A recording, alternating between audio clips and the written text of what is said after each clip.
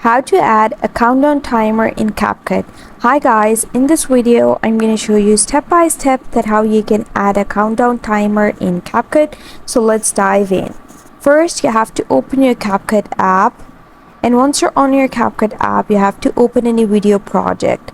And now you have to just add a countdown timer. For that, you have to just click this overlay option in this menu. Choose overlay, and then click add overlay and choose any timer green screen from your videos. You can always use Google to download it. You can just go to the stock photos or videos and just download the timer.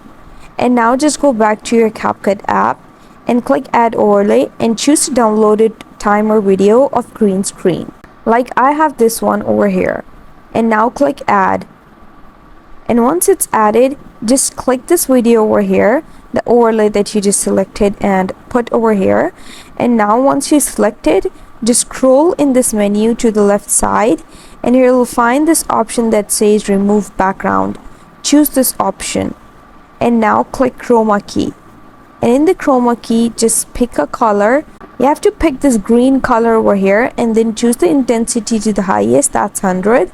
And you can also choose the shadow over here and decrease or increase the shadow. So once done with all the options, you can just choose the intensity and shadow according to your needs.